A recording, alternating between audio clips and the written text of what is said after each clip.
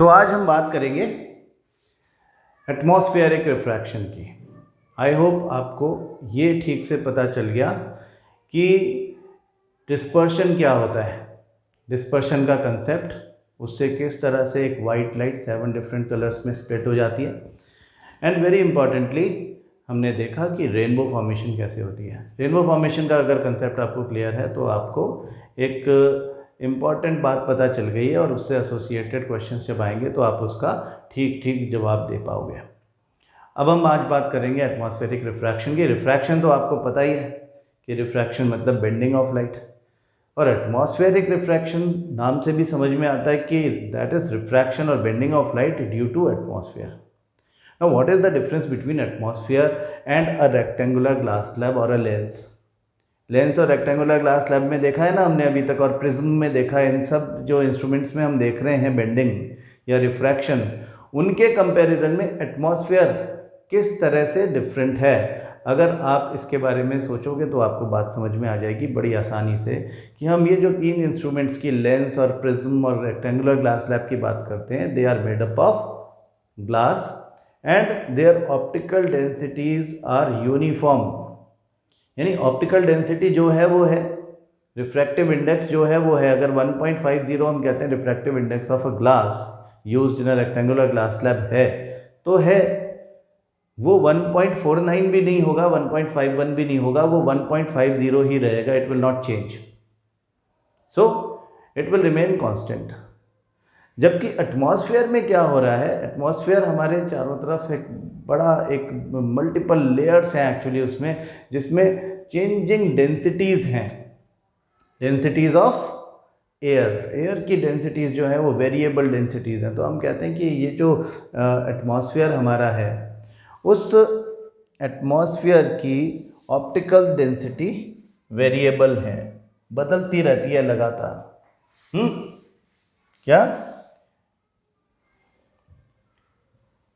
atmosphere is a medium of variable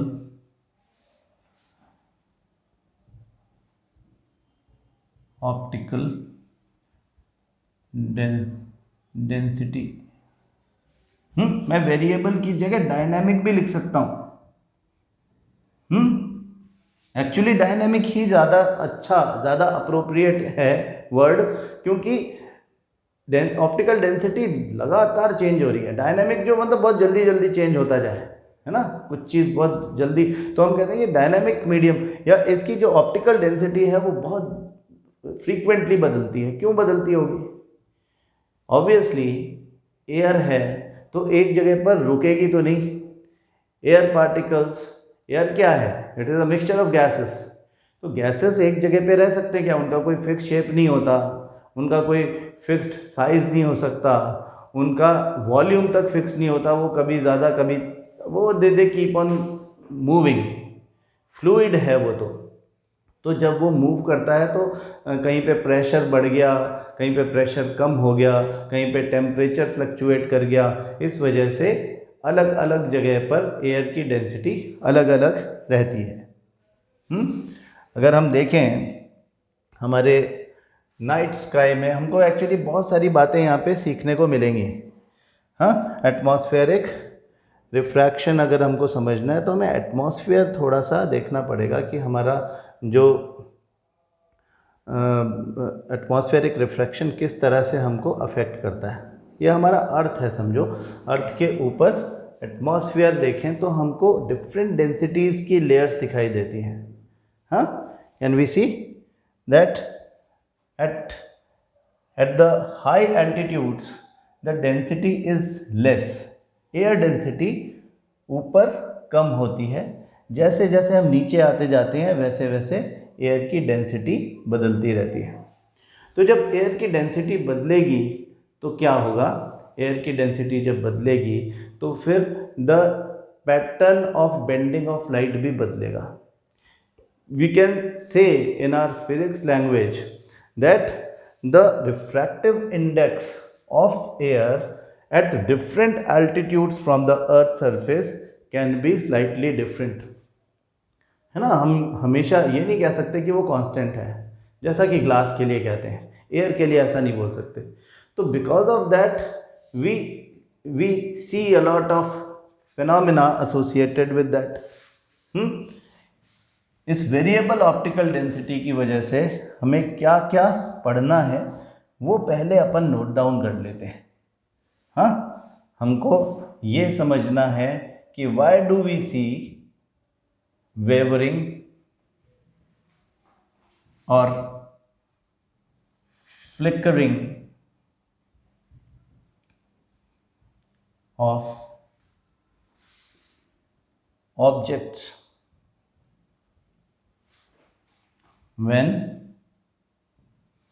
seen through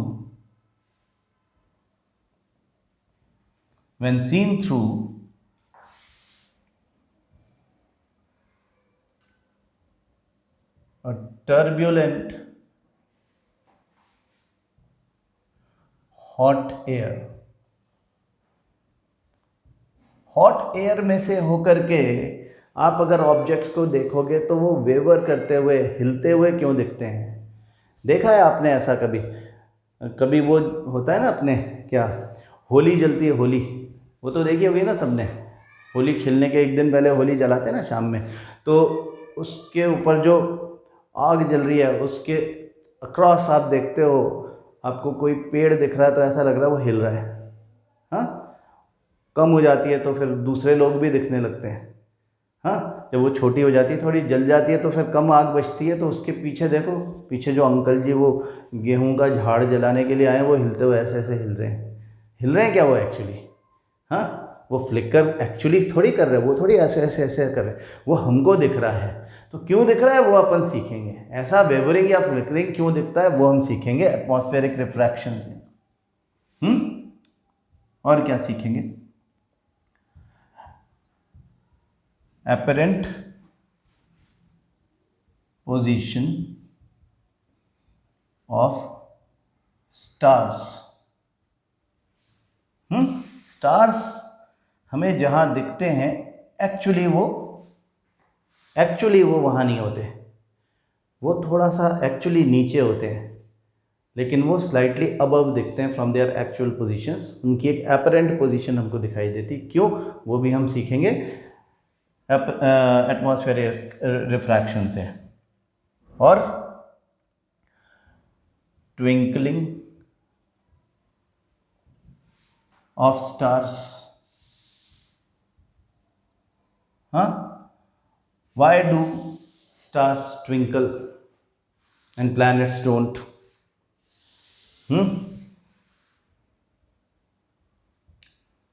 apparent position of sun,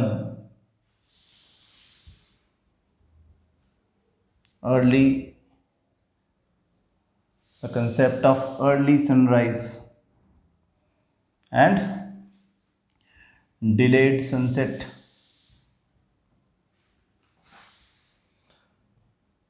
जब भी इस तरह के क्वेश्चंस आएंगे आप समझ जाओ कि एटमॉस्फेरिक रिफ्रैक्शन की बात हो रही है।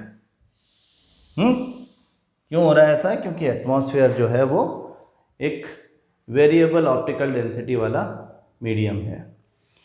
तो वेवरिंग और फ्लिकरिंग को हम कुछ इस तरह से समझ सकते हैं। ये तो एक बहुत छोटी डिस्टेंस की बात है ना।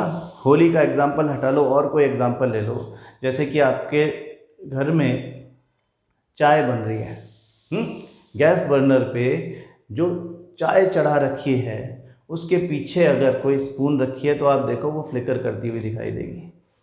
हाँ, उसके जस्ट पीछे जो वॉल है उसमें अगर कुछ कंट्रास्ट है तो वो भी आपको फ्लिकर करती हुई दिखाई देगी। या फिर रोड साइड पे कई बार कचरा जला देते हैं हमारे यहाँ, वैसे तो बड़ी बुरी बात है, स्वच्छ भारत अभियान चल रहा है तो ऐसा नहीं करना चाहिए, लेकिन फिर भी लोग तो कर देते हैं ऐसा। तो कचरा जल रहा है, पीछे उसके दीवार है, तो वो दीवार हिलती हुई दिखाई दे रही है। उस दीवार के ऊपर किसी ने कुछ बना रखा है, कुछ लिखा हुआ है उसके पीछे, तो वो लेटर्स उसके हिलते हुए दिखाई देंगे। इसको बोलते हैं वेवरिंग और flickering of objects when seen through a such dynamic medium like hot air. तो हॉट एयर जो होती है ऑब्वियसली उसका ऑप्टिकल डेंसिटी बहुत ही फ्रीक्वेंटली चेंज होता है, और जब रेज ऑफ लाइट हमारी आइज़ में पहुंचती हैं, हमारी आइज़ का काम क्या है बेसिकली कि रेज ऑफ लाइट आइज़ में आए, आइज़ में हमारी आइज़ में लेंस होते हैं, कॉन्वेक्स लेंस होता है एक, वो कॉन्वेक्स लेंस उन रेज ऑफ लाइट को हमारे रेटिना पर जो आई के अंदर एक स्क्रीन है उसके ऊपर फोकस कर देता है। तो जब वो स्क्रीन पर फोकस कर देता है तो हमें वो ऑब्जेक्ट दिखाई देता है। कैसे दिखाई देता है कि वहाँ पर ऑप्टिक नर्व्स हैं, वो इस सेंसेशन को, इस इंफॉर्मेशन को कैरी करती हैं ब्रेन में, और ब्रेन में analysis and interpretation of the image होता है। वही analysis and interpretation of the image is actually what we see. तो ये इमेज फॉर्मेशन जो है इसमें अगर कुछ गड़बड़ हो गई, यानी रेटिना पर जो इमेज बन रही है वो इमेज अगर कुछ इस तरह से बनने लग जाए कि जो लाइट आ रही है that is coming through air, hot air, and this air is continuously changing it's optical density, because नीचे तो आग लगी पड़ी है, तो ऑब्वियसली पार्टिकल्स बड़ी तेज़ी से ऊपर की तरफ जाएंगे तो उसकी ऑप्टिकल डेंसिटी बहुत जल्दी जल्दी से चेंज होगी। और जब ऐसा होगा, ऑप्टिकल डेंसिटी जल्दी जल्दी से चेंज होगी, तो फिर वो मल्टीपल टाइम्स अपना रास्ता बदलेगी। मतलब इसको कुछ ऐसे देखें कि समझो दिस इज आवर आई, हम ह्यूमन आई का थोड़ा सा ये बता दें कि यहाँ पे लेंस है और ये रेटिना है जहाँ पर इमेज बनेगी, इधर से ऑप्टिकल नर्व्स निकलेंगी। तो ये कोई ऑब्जेक्ट है, बीच में लगा रखी है हमने आग, और उसके ऊपर जो एयर है बेसिकली उसके ऊपर ऐसा धुआं धुआं जा रहा है। तो यहाँ पे ऑप्टिकल डेंसिटी क्योंकि फ्रीक्वेंटली चेंज हो रही है, the rays of light which will emerge from this, जो यहाँ से निकलेंगी वो बार बार अपना रास्ता बदलेंगी, जिगजैग, बहुत जल्दी जल्दी होगा ऐसा, और फिर हमारी आइज़ में पहुंचेंगी। तो इन रेज की वजह से यहाँ जो इमेज बन रही है, this image will very frequently change its position on the retina. हाँ, the position of the image formed by eyes lens, हमारा लेंस ये है, ये लेंस जो इमेज बनाता है, कैसी इमेज होगी? रियल इन्वर्टेड इमेज होगी। इस इमेज की पोजीशन फ्रीक्वेंटली चेंज होगी, ऐसे ऐसे ऐसे, and our brain will read it, the brain will analyse and interpret it as the object is moving, object is shaking at its place, from its place. Object is not doing anything, object तो चुपचाप खड़ा खड़ा बेचारा अपनी गेहूं की बाली जलाने का नंबर आने का वेट कर रहा है, और लोग देख रहे हैं कि यार बड़ा हिल रहा है, जबरदस्त हिल रहा है, wavering. So what is the reason behind that wavering?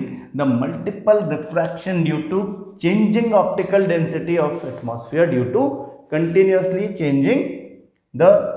continuously moving the air particles. Air particles इतनी जल्दी जल्दी मूव कर रहे हैं, इतनी जल्दी जल्दी अपनी पोजीशन चेंज कर रहे हैं कि ऑप्टिकल डेंसिटी फ्रीक्वेंटली चेंज हो रही है, और इस वजह से हमको ऑब्जेक्ट वेवर करता हुआ दिखाई देता है। इसी का बड़ा फिनोमेना जो है वो ट्विंकलिंग ऑफ स्टार है। वो हम आगे बात करेंगे। पहले हम बात करते हैं अपरेंट पोजीशन ऑफ स्टार्स की। तो वापस हम वीडियो में चलते हैं अपने कि what do we understand by saying that the, समझो ये स्टार है, तो स्टार की पोजीशन अपरेंट है या एक्चुअल पोजीशन है, उस बात का एक्चुअली मतलब क्या है कि ये स्टार है, वो स्टार है, तो उस स्टार की पोजीशन क्या, कैसे फ़र्क पड़ता है। जैसे कि ये एक आदमी खड़ा है, ये स्टार को देख रहा है, तो हमने देखा कि अलग अलग ऑप्टिकल डेंसिटी वाली लेयर्स से ये एक पॉइंट सोर्स ऑफ लाइट है। पॉइंट सोर्स ऑफ लाइट का मतलब बेसिकली ये होता है कि एक सोर्स चूँकि बहुत दूर है, stars are very far from us. आपको ये बात पता होगी, छोटी क्लासेस में हमने पढ़ी थी कि जो क्लोजेस्ट स्टार है वो, जिसको हम क्या बोलते हैं, प्रॉक्सिमा सेंटोरी, है ना। जो प्रॉक्सिमा सेंटोरी होता है, जो सबसे करीब हमारे है, वो हमसे 4.25 अप्रॉक्सीमेटली 4.25 लाइट ईयर्स दूर है। लाइट ईयर क्या होता है? लाइट ईयर जो ये एस्ट्रोनॉमिकल डिस्टेंसेस नापने का एक मेज़र है, हमारा एक यूनिट है। लाइट ईयर का प्रैक्टिकल मतलब ये है कि लाइट जो कि कंसीडर की जाती है 3 लाख किलोमीटर एक सेकंड में चलती हुई, 3 × 10⁸ मीटर पर सेकंड, मतलब 3 लाख किलोमीटर इन 1 सेकंड। एक सेकंड में 3 लाख किलोमीटर चलती है, उसको प्रॉक्सिमा सेंटोरी से हम तक आने में 4.25 साल लग जाते हैं लगभग। सोचो, इतनी तेज चल रही है, फिर भी 4.25 साल बाद हमारी आइज़ में लाइट आई प्रॉक्सिमा सेंटोरी से। तो आज रात को आप छत पे जाना और देखना कि प्रॉक्सिमा सेंटोरी कहाँ है, और वो जो प्रॉक्सिमा सेंटोरी आपको दिखेगा वो उसकी आज की पोजीशन नहीं है, वो 4 साल पहले ऐसा दिख रहा था। अगर आज प्रॉक्सिमा सेंटोरी गायब हो जाए तो भी अगले 4 साल तक, आप 4.25 साल तक आपको दिखता रहेगा। हाँ, सन क्लोज है, 8 मिनट्स और सो लाइट वहाँ से हम तक पहुँच जाती है, लेकिन फिर भी उसको 3 लाख किलोमीटर एक सेकंड में चलते रहने के बावजूद उसको 8 मिनट लग जाता है हमारी आइज़ में पहुँचने में। तो मतलब जो ये सेलेस्टियल बॉडीज़ हैं, इनकी डिस्टेंस बहुत ज़्यादा है हमसे। स्टार्स की डिस्टेंस तो बहुत ज़्यादा है, क्योंकि जिस प्रॉक्सिमा सेंटोरी स्टार की हम बात कर रहे हैं वो तो सबसे करीब है हमारे, बाकी स्टार्स तो उससे भी ज़्यादा दूर हैं। तो इतनी ज़्यादा डिस्टेंस पर अगर कोई लाइट का सोर्स होता है तो उसको प्रैक्टिकली हम एक मैथमेटिकल पॉइंट की तरह से ही शो कर पाते हैं, और इसको हम बोलते हैं point source of light. Stars are considered to be point source of light. तो पॉइंट सोर्सेज से निकल के जो स्टार लाइट आती है, वो जब एटमॉस्फेयर की डिफरेंट ऑप्टिकल डेंसिटी वाली लेयर्स में से होकर के निकलती है, तो they change their positions multiple times, मतलब they change their directions multiple times, यानी उनकी मल्टीपल टाइम्स रिफ्रैक्शन या मल्टीपल टाइम्स बेंडिंग होती है। कि when this will reach to this person's eye, then it will change multiple times. इसकी जैसे जैसे डेंसिटी इंक्रीज होती रहेगी, वैसे वैसे मल्टीपल टाइम्स उसका नॉर्मल से पोजीशन बदलेगा, बेंडिंग हो जाएगी।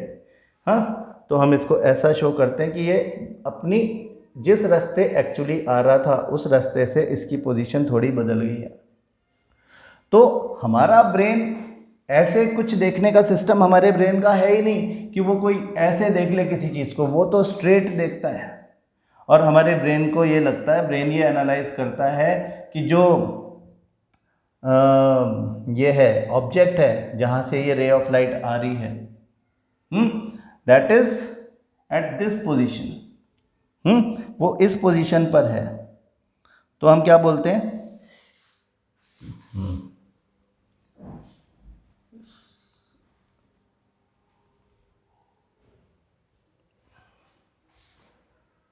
तो हम इसको क्या देखते हैं, किस तरह से देखते हैं कि इसकी जो अपरेंट पोजीशन थी वो slightly above the actual position है। हाँ, ये टर्मिनोलॉजी आप याद कर लें। अपरेंट पोजीशन, स्टार जहां हमको दिखता है वो उसकी अपरेंट पोजीशन है। क्या मतलब हुआ? अपरेंट पोजीशन का मतलब द पोजीशन विच अपीयर्स।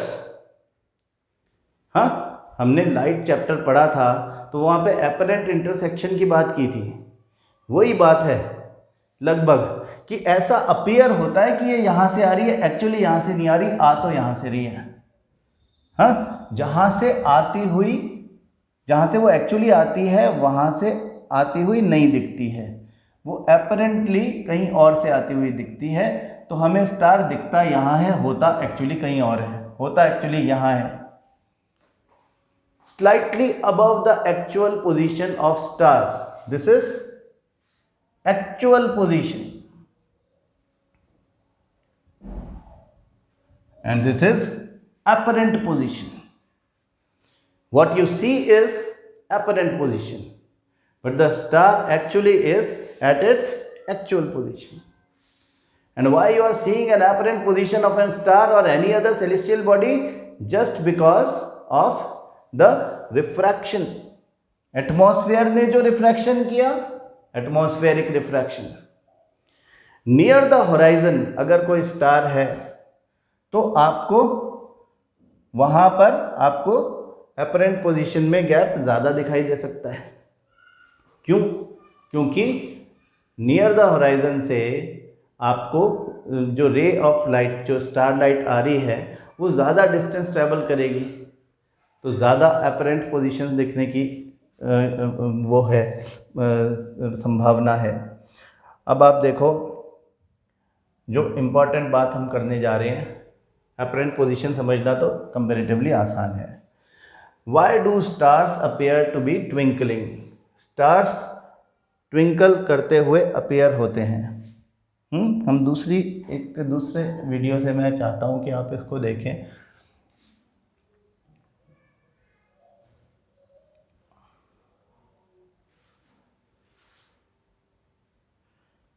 कि why do stars twinkle?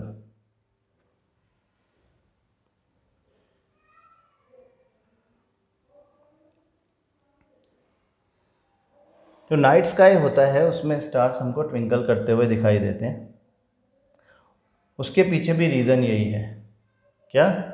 Multiple times refraction due to multiple times refraction of light coming from stars due to variable optical density of atmosphere.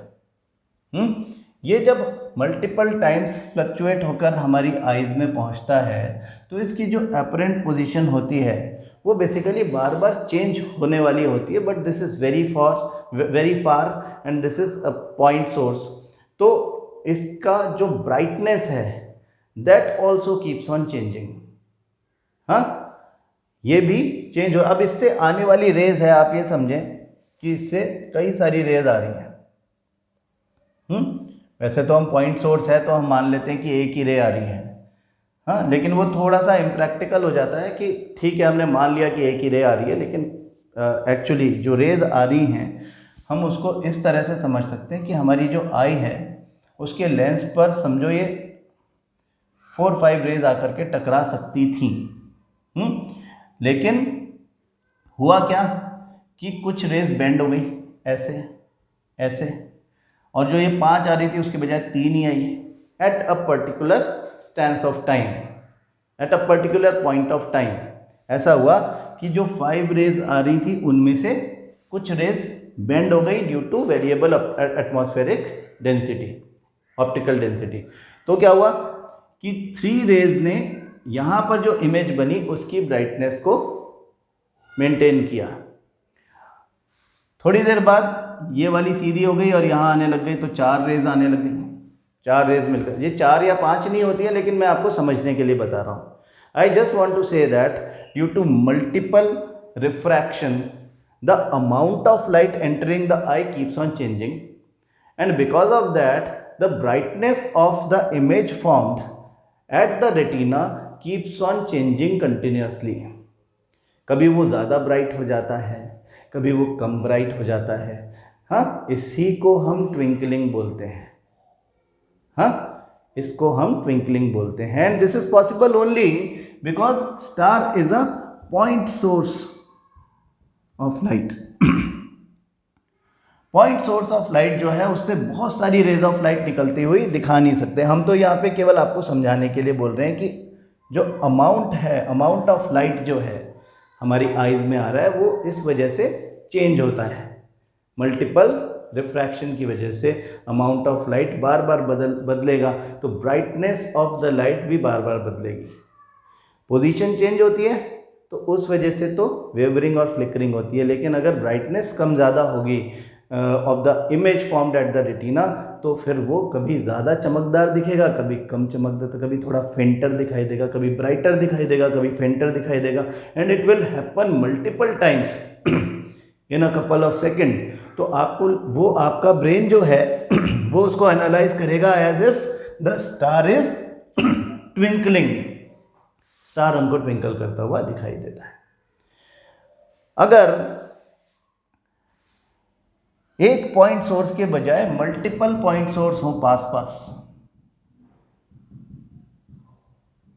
This can happen in a planet. Planets don't twinkle, we say twinkle twinkle little star, twinkle twinkle little planet कोई नहीं कहता, because they don't twinkle. हाँ, planet एक extended source of light है। हाँ, planets are considered to be extended source, वो था point source, ये है एक्सटेंडेड सोर्स ऑफ लाइट, जिसमें से वी कैन कंसीडर कि multiple rays of light parallel to each other are coming.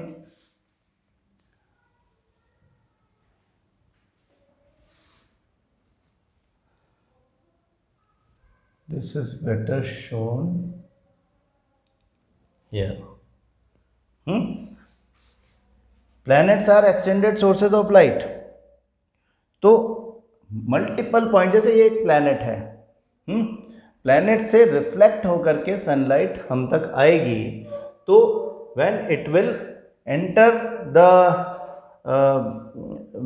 The atmosphere, her point से रिफ्रैक्शन होगा, हर point से आने वाली रेस से रिफ्रैक्शन होगा, लेकिन they all will nullify the impact of each other, ये एक दूसरे के इम्पैक्ट को नलिफाई कर देंगे। इसका मतलब क्या हुआ? मतलब ये हुआ कि अगर एक रे ऑफ लाइट बेंड होकर के हमारे विजन से बाहर निकल गई, तो दूसरी नई रे ऑफ लाइट आ जाएगी उसकी जगह पर, और the brightness of the image formed of a planet at retina is actually the average brightness contributed by multiple rays of light entering our eye from the planet. planet की जो brightness हमको दिखाई दे रही है वो एक एवरेज ब्राइटनेस है। हाँ, तो एवरेज ब्राइटनेस जो होती है, एवरेज जो चमक होती है उसकी, वो कभी चेंज नहीं होती है। एवरेज चेंज थोड़ी होता है, एवरेज तो है ही इसीलिए क्योंकि बहुत सारे वेरिएबल्स का एवरेज है वो, तो it never changes, it remains constant, इसकी ब्राइटनेस कांस्टेंट रहती है। तो planets, because they are extended sources of light, there is no change in the position and brightness of the image formed at our eyes retina. ये बात हमको समझनी चाहिए। हाँ, Why do stars twinkle? Because stars are point source of light. हम कहते हैं कि point source of light है, हम उनमें से कंसीडर करते हैं कि एक ही रे ऑफ लाइट आ रही होगी। हाँ, लेकिन ऐसा प्लैनेट के साथ में कंसीडर नहीं कर सकते।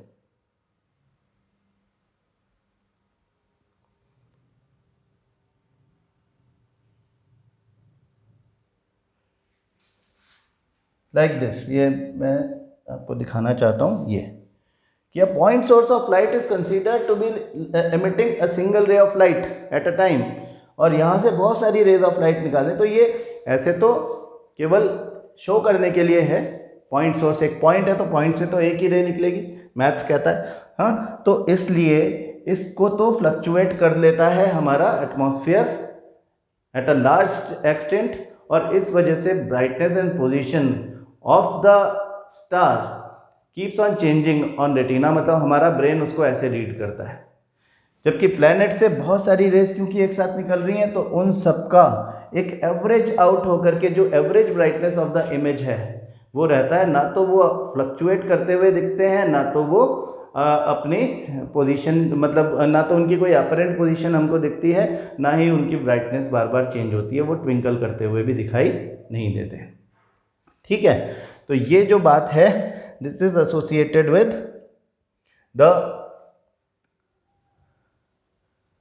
Star versus planet. ये क्वेश्चन किसी ना किसी फॉर्म में तो हमेशा पूछा ही जाता है ना, ये नहीं हो सकता कि आपसे ये क्वेश्चन ना पूछा जाए।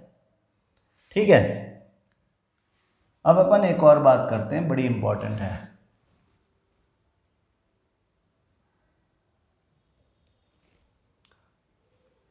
प्लैनेट ट्विंकल नहीं करते, तो चलो हमने कर ली बात। ये भी बात कि stars closer to horizon, Because the light of stars closer to the horizon travel a longer distance, and that is why to a person जो यहाँ पे सरफेस पे खड़ा हुआ है उसको वो वाला स्टार ज़्यादा ट्विंकल करता हुआ दिखाई देगा as compared to this star. हाँ, the light from this star travels a shorter distance as compared to light coming from this star which is coming from horizon. देख लो, उसको ज़्यादा एटमॉस्फेयर की लेयर्स ट्रैवल क्रॉस करना पड़ती है, refraction दोनों का हो रहा है। ये शॉर्ट पाथ है, ये लेस ट्विंकल करेगा, ये लॉन्ग पाथ है, इट विल ट्विंकल मोर, है ना। ये सब बातें हम इजीली समझा सकते हैं बाय वॉचिंग दीज। ये बहुत अच्छा एक एग्जाम्पल है चीज़ों को समझने के लिए। इम्पॉर्टेंट है कि क्वेश्चन अगर पूछा जाए तो आपको पता चलना चाहिए कि रीज़न क्या है उसके पीछे। अब यहाँ पे एक और बड़ी इंपॉर्टेंट बात है, अपरेंट पोजीशन ऑफ सन। हमने लिखा था अभी जो हम पॉइंट्स डिस्कस कर रहे थे कि सन का apparent position specifically eight the time of sunrise and sunset. अब आप देखो कि दिस इज अर्थ, कोई बंदा यहाँ पे खड़ा हुआ है और वो सनराइज देख रहा है, तो उसको सन का जो पोजीशन दिखाई देता है at the time of sunrise, हम कहते हैं कि there is a horizon. Horizon आप होपफुली सब समझते ही हैं, अब हम डिस्कस भी कर चुके हैं। हराइजन का मतलब कि जो हॉरिजॉन्टली हम अगर सामने देखें तो एक ऐसा पोजीशन होता है बहुत दूर, जब हमें लगता है कि जो अर्थ है जो कि स्लाइटली स्फेरिकल है अपना उसका सरफेस, तो ऐसा लगता है कि अर्थ और स्काई कहीं ना कहीं पे मिल रहे हैं आपस में। एक्चुअली तो ऐसा नहीं होता है, लेकिन ऐसा लग रहा होता है हमको कि अर्थ और स्काई कहीं पे आपस में मिलते हैं। तो ये जो प्लेन है इसको हम हॉरिजॉन्टल प्लेन बोलते हैं। अलोंग द हराइजन जो जाता है उसको हम हॉरिजॉन्टल प्लेन बोलते हैं। तो हॉराइजन से ही हमको सनराइज होता हुआ दिखता है, यानी below the horizon you can't see anything, above the horizon आपको चीज़ें दिखती हैं, सेलेस्टियल बॉडीज़ दिखती हैं। अबव द हॉराइजन आपको दिखेगा कि हाँ ये सन है, या अबव द हॉराइजन आपको कुछ स्टार्स कुछ प्लैनेट्स दिख सकते हैं रात के नाइट स्काई में। हाँ, अब अपरेंट पोजीशन की बात क्या है कि एक्चुअली एटमॉस्फेरिक रिफ्रैक्शन की वजह से सन जो होता है वो उसकी ट्रू पोजीशन पे या एक्चुअल पोजीशन पे नहीं दिखता है। उससे आने वाली जो रेज ऑफ लाइट हैं वो भी एंटर करती हैं एटमॉस्फेयर में। जैसे यहाँ पे हराइजन है, हराइजन के नीचे से आती हुई ये बेंड कर गई और बेंड करके ये ऐसे गई। It ultimately reached to the person जिसको हम ऑब्जर्वर कह रहे हैं। तो वो चीज़ों को कैसे देखेगा, वो सन को कैसे देखेगा? वैसे ही जैसे स्टार को देखता था, इसको हम अगर एक्सटेंड कर दें तो he will watch the sun somewhere at this place. What is this? This is apparent position of sun which is above the horizon. The actual position of sun is still below the horizon। समझते हो आप ये बात कि सन तो अभी rise हुआ ही नहीं, sun is still below horizon, लेकिन due to atmospheric refraction the rays coming from sun bent in such a way and reached the eyes of an observer in such a way that the apparent position of the sun, क्या बोल रहे हैं हम इसको, apparent position of the sun appears to be above horizon, and because of this the sun appears 2 minutes earlier than actual sunrise। सन के horizon से actually ऊपर आने के 2 मिनट पहले ही वो हमको दिखने लगता है। तो हमें सन का एक्चुअल पोजीशन नहीं, उसका एक अपरेंट पोजीशन दिख रहा है बिकॉज ऑफ एटमॉस्फेरिक रिफ्रैक्शन। हाँ, this is known as early sunrise. We call it early sunrise, and sunrise is early by 2 minutes, 2 minute जल्दी वो निकल आता है, बाहर आ जाता है, हमें दिखने लगता है। हाँ, तो ये वैसा ही है जैसा हमने अपरेंट पोजीशन ऑफ स्टार देखा था, कोई फर्क नहीं है, बस थोड़ा ये हमारे होराइजन के करीब है। तो इसकी अपरेंट पोजीशन और एक्चुअल पोजीशन के बीच में there is a gap of 2 minutes. Same happens at the time of sunset at the other direction.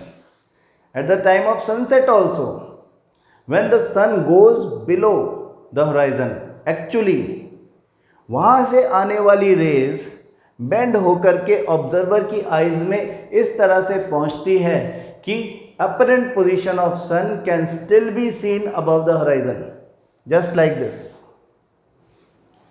वहाँ भी सन बिलो द होराइजन है, पहले अबव द होराइजन था एक्चुअली, लेकिन जब वो बिलो द होराइजन चला जाता है उसके 2 मिनट बाद तक हमको दिखता रहता है, because of atmospheric refraction. The rays coming from the sun are bent by the layers of atmosphere in such a way that the rays reach the eyes of an spectator, eyes of an observer in such a way that an apparent position of the sun is seen above the horizon. And what we call this? We call this delayed sunset. हाँ, हमारे day time में 4 minute का फर्क आ जाता है इससे, 2 minute sunrise का और 2 मिनट सनसेट का, delayed sunset. Sunsets 2 minute delayed and rises 2 minute early because of atmospheric refraction. Apparent positions. हाँ, जल्दी से देखते हैं कि हमारी बुक में क्या लिखा है इसके बारे में। वो ज़रूरी है कि आपको बुक की लैंग्वेज का ठीक ठीक मतलब समझ में आ जाए, क्योंकि असली प्रॉब्लम, असली कन्फ्यूज़न वहीं से शुरू होता है। तो हम ये देख लें कि हम जो बातें पढ़ रहे हैं वो बातें एनसीईआरटी में वैसे ही लिखी हैं क्या, अलग कुछ, अगर कुछ अलग तरह से लिखी हैं तो उनको हम किस तरह से इंटरप्रेट करें, ये बात देखो। तो देखें कि एटमॉस्फेरिक रिफ्रैक्शन की बात जब शुरू हुई तो हमने कहा कि you might have observe the apparent random wavering, और पहली बात तो वेवरिंग एंड फ्लिकरिंग की आ गई, of object seen through a turbulent stream of hot air rising above a fire और a radiator. The air just above the fire becomes hotter than the air further up, जो higher side में है उसके comparison में just above the fire जो air है वो obviously hot हो जाएगी, hotter as compared to that. The hotter air is lighter यानी less dense than the cooler air above it and has a refractive index slightly less than that of the cooler air. उसका refractive index थोड़ा सा कम हो जाता है as compared to जो ठंडी, comparatively ठंडी हवा हाइट पर है, यानी रिफ्रैक्टिव इंडेक्सेस में डिफरेंस आ गया। इंडेक्सेस नहीं, इंडाइसेस बोलते हैं। रिफ्रैक्टिव इंडाइसेस में डिफरेंस आ गया since the physical condition of the refracting medium air are not stationary, the apparent position of the object as seen through the hot air fluctuates. Apparent position of the object keeps on changing. So इसका मतलब image at the retina is changing its position frequently, fluctuate करता है। This wavering is thus an effect of atmospheric refraction of light by the Earth's atmosphere on a small scale in our local environment. The twinkling of stars is a similar phenomena on a much larger scale. Let us see how we can explain it. ठीक है, पहली बात तो हो गई wavering की। दूसरी बात हो गई ट्विंकलिंग ऑफ स्टार। क्या कह रहे हैं? The twinkling of a star is due to atmospheric refraction of starlight. अच्छा, यहाँ पर अपरेंट पोजीशन स्टार का, apparent star position due to atmospheric refraction भी दिखाया हुआ है, जो बात हमने देखी थी। This is very easy to understand, I guess everybody understands it, right. हम बात करने वाले हैं ट्विंकलिंग ऑफ स्टार की। The starlight on entering the earth's atmosphere undergoes refraction continuously before it reaches the earth. The atmospheric refraction occurs in a medium of gradually changing refractive index. Obviously, changing refractive index is because of the different optical densities of layers of air above the ground. ऊपर तक high altitude से laser altitudes तक जब हम आएंगे तो density बढ़ते जाएगी एयर की, नीचे से ऊपर कम होती जाएगी। Since the atmosphere bends starlight towards normal, the apparent position of the star is slightly different from its actual position. Slightly above, the star appears slightly higher or above than its actual position when viewed near the horizon. Further, this apparent position of the star is not stationary. वो बार बार अपनी position भी change कर रहा है, but keeps on changing slightly, since the physical condition of the Earth's atmosphere are not stationary, as was the case in previous paragraph. Since the stars are very distant, they approximate point-sized source of light. As the path of rays of light coming from the star goes on varying slightly, the apparent position of the star fluctuates and the amount, ये word आप याद रखना अच्छे से, the amount of starlight entering the eye flickers or changes. The star sometimes appears brighter and at some other time fainter, which is twinkling effect. हाँ, twinkle होना मतलब समझ जाओ कि वो कभी ब्राइट होता है, कभी तो वो फेंट होता है. हाँ, sometimes it appears brighter, some other time it appears fainter, and it happens very frequently. And that is the reason of the twinkling effect we observe. Why don't the planets twinkle? The planets are much closer to the earth and are thus seen as extended sources. यानी ऐसे sources जो बहुत सारे point sources से मिलकर के बने हों, they are known as extended sources. So if we consider a planet as a collection of a large number of point size sources of light, the total variation is the amount of light entering our eye from all the individual point size sources will average out to zero. यानी they will nullify their impact, thereby nullifying the twinkling effect. So the twinkling effect will be nullified and the planets don't appear to be twinkling at all. Clear है ये बात? और last बात हो गई हमारी ये, जिसको हम बोलते हैं कि apparent position of sun, advance sunrise, जिसको हम अर्ली सनराइज बोल रहे थे, advance sunrise and delayed sunset. The sun is visible to us about 2 minutes before the actual sunrise and about 2 minutes after the actual sunset. Advance sunrise and delayed sunset because of atmospheric refraction, but actual sunrise we mean the actual crossing of the horizon by the sun. Actual sunrise, जब सन actually horizon को cross करके ऊपर चला जाता है. Actually सन कहीं जा नहीं रहा, वो तो अर्थ का जो भी मूवमेंट है उसके हिसाब से हमें ऐसा दिखता है, लेकिन हम इस बात को ये मान रहे हैं कि सन ऊपर जाता है. हाँ, तो सन जब हराइजन को एक्चुअली क्रॉस करता है उसको हम एक्चुअल सनराइज बोलते हैं. The actual and apparent positions of the sun are seen in this diagram. The time difference between actual sunset and the apparent sunset is about 2 minutes. The apparent flattening of the sun's disk, अभी सन के disc का flattening क्या कि eight the time of sunrise and sunset ये थोड़ा सा disc जो इसकी है वो थोड़ी सी फ्लैट दिखाई देती है. वो थोड़ा जो पूरा अपने को स्फेरिकल दिखता है वो थोड़ा सा फ्लैट भी दिखता है. हाँ, ऐसा भी इसलिए होता है कि सन को अगर हम देखें कि इतना बड़ा सन है, हाँ इसको देखो जो मैं यहाँ पे बना रहा हूँ, है ना, और हम यहाँ पे, क्योंकि बुक में समझाया हुआ नहीं ना इस बात को, इसलिए थोड़ा इसको अपन देख लेते हैं अलग से कि समझो हम यहाँ पे खड़े हुए हैं और हम देख रहे हैं सन को, तो सन के अपर साइड से भी रेज ऑफ लाइट आ रही है और लोअर साइड से भी रे ऑफ लाइट आ रही है. हाँ, दोनों की बेंडिंग होगी, दोनों अपने अपने रास्ते से मुड़ेंगी जब एटमॉस्फेयर में एंटर करेंगी. तो क्या होगा कि एक ऐसा टाइम होगा जब हमको हमारी आइज़ में लोअर साइड से आने वाली रेज ऑफ लाइट पहुंच नहीं रही होंगी और ऊपर वाली पहुंच जाएंगी.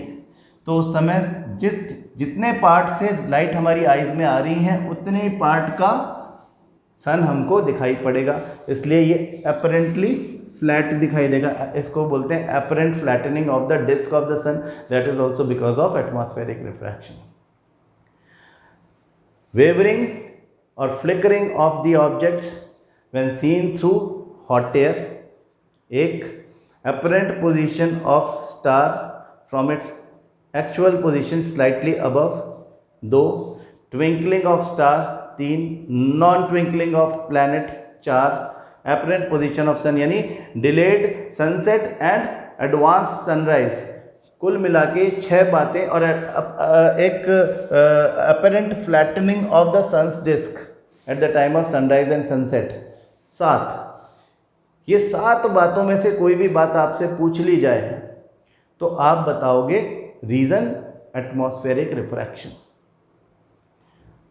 ठीक है, याद रखना कि जब भी एटमॉस्फेरिक रिफ्रैक्शन का केस होगा तब कलर की कोई बात नहीं होगी। हम सनसेट सनराइज की बात कर रहे हैं लेकिन सन के कलर की बात नहीं कर रहे कि वो रेड है कि क्या है।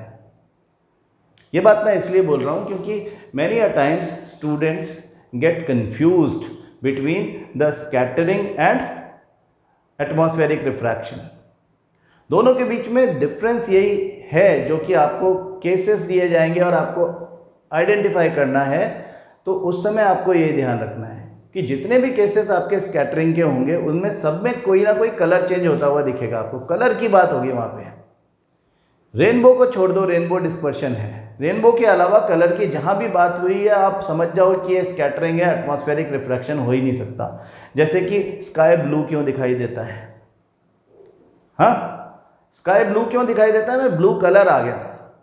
At the time of sunrise और सनसेट सन रेड क्यों दिखाई देता है? At the noon sun white क्यों दिखाई देता है? क्लाउड्स वाइट क्यों दिखाई देते हैं? कभी कभी क्लाउड्स ब्लैक क्यों दिखाई देते हैं? हमारा जो डेंजर सिग्नल होता है उसको रेड क्यों बनाते हैं? ये सारी बातों में कलर बोल रहे हैं ना हम। जब भी कलर की बात बोल के कोई आपसे कुछ क्वेश्चन पूछे आप समझ जाओ आंसर तो इसका स्कैटरिंग है। स्कैटरिंग क्या है ये कल की क्लास में सीखेंगे, लेकिन आप ये समझ जाओ कि हम आंसर स्कैटरिंग कब देंगे और एटमॉस्फेरिक रिफ्रैक्शन कब देंगे। आज के सारे केसेस देख लो आप, कलर का एक बार भी जिक्र नहीं हुआ। स्टार ट्विंकल कर रहा है, कलर की कोई बात नहीं है। आग जल रही है, पीछे दीवार हिलती दिख रही है, कलर की कोई बात नहीं हो रही। कलर की बात होगी ही नहीं क्योंकि एटमॉस्फेरिक रिफ्रैक्शन है। यहाँ पे अपरेंट पोजीशंस की बात होगी, एक्चुअल पोजीशन अपरेंट पोजीशंस की बात हो रही है तो फिर वो एटमॉस्फेरिक रिफ्रैक्शन ही होगा। और कलर की बात हो रही है तो रेनबो को छोड़ के सारे एग्जाम्पल स्कैटरिंग के होंगे। ये दिमाग में बिठा लो, कभी भूलना मत। ठीक है, तो कल स्कैटरिंग और उससे related day to day life में जो नेचुरल फिनोमेना है उनको समझने की कोशिश करेंगे। Thank you.